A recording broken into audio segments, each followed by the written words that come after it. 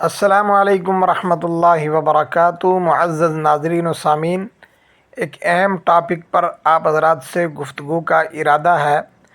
آپ نے میری اس گفتگو کو مکمل سماعت کرنا ہے اور دوسروں تک پہنچانے کی کوشش کرنی ہے۔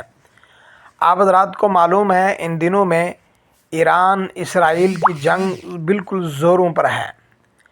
اسرائیل آپ جانتے ہیں کہ اس نے ممالک اسلامیہ کے تعلق سے کیا کچھ ماضی میں کیا ہے اور تقریباً 2 سال سے غزہ میں کیا کر رہا ہے وہ کسی سے ڈھکا چھپا نہیں ہے۔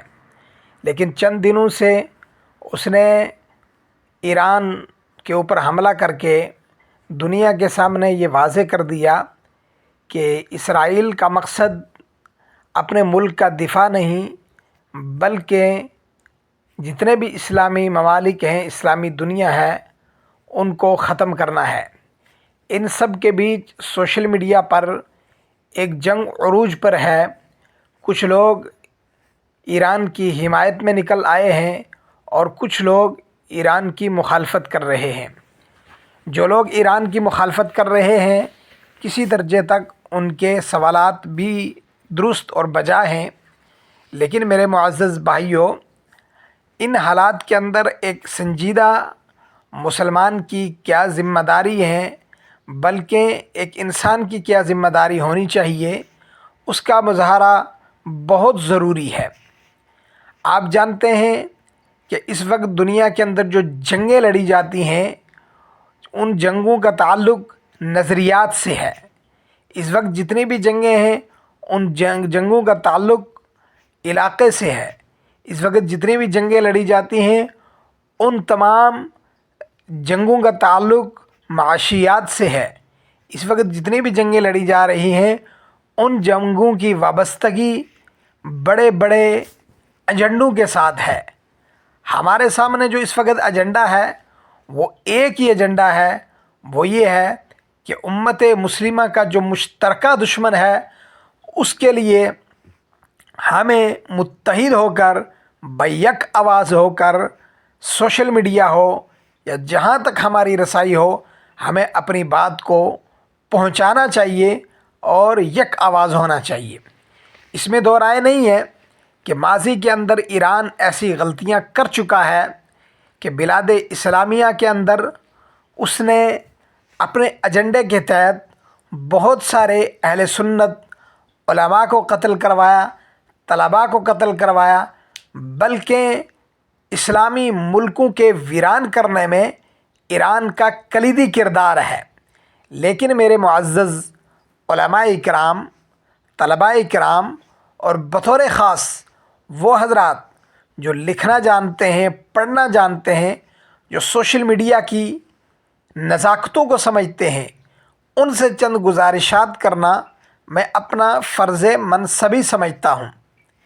ایران اس وقت جس دشمن کے سامنے کھڑا ہے وہ سنیوں کا بھی دشمن ہے، وہ شیعوں کا بھی دشمن ہے، بلکہ اس سے اوپر اٹھ کر اگر کہا جائے وہ انسانیت کا مشترکہ دشمن ہے، جس نے اپنی پالیسی کے ذریعہ، جس نے اپنی جنگ کے ذریعے پوری دنیا کے اندر اگر آپ چھان ماریں گے، تاریخ کا مطالعہ کریں گے، آپ کو کوئی ایسی جنگ نہیں ملے گی کہ بچوں کو قتل کیا گیا ہو، عورتوں کو قتل کیا گیا ہو، صحافیوں کو قتل کیا گیا ہو، ڈاکٹروں کو قتل کیا گیا ہو۔ یہ واحد ایسی ریاست ہے اور یہ ایسے رذیل لوگ ہیں جنہوں نے غزہ کے اندر معصوم بچوں کو قتل ہی نہیں کیا بلکہ ان کے چیتھڑوں کو ہوا کے اندر اڑا دیا۔ بلکہ آپ یہاں تک دیکھیں کہ ان کے تعلق سے جو کچھ کیا گیا وہ کسی سے ڈھکا چھپا ہوا نہیں ہے، بلکہ ان کو مارنے کے بعد، ان کو ذبح کرنے کے بعد ان کے اوپر زمین اتنی تنگ کر دی گئی کہ جو بچے کچھے تھے آج وہ پانی کی بوند کے لیے ترستے ہیں۔ اس وقت پوری زمین غزہ کی ان کے لیے تنگ کر دی گئی ہے۔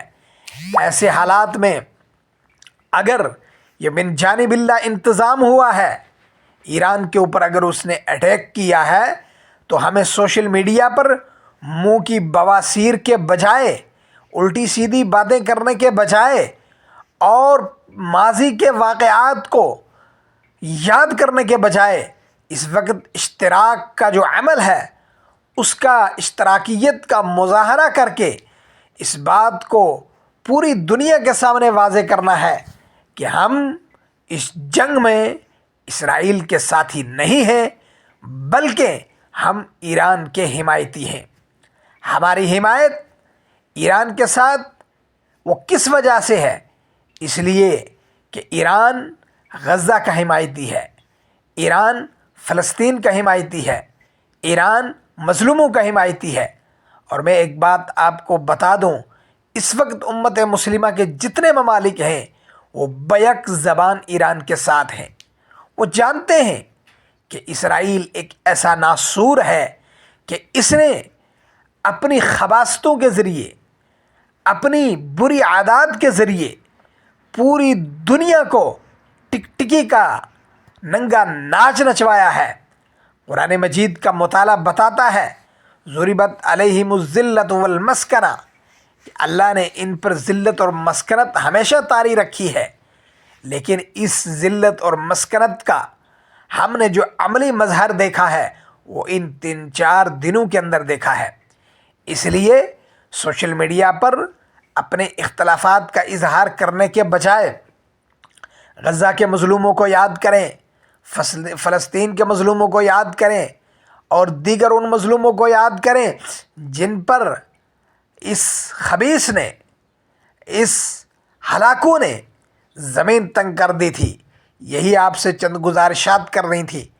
آپ زیادہ سے زیادہ اس پیغام کو دوسروں تک پہنچانے میں ہماری مدد کریں۔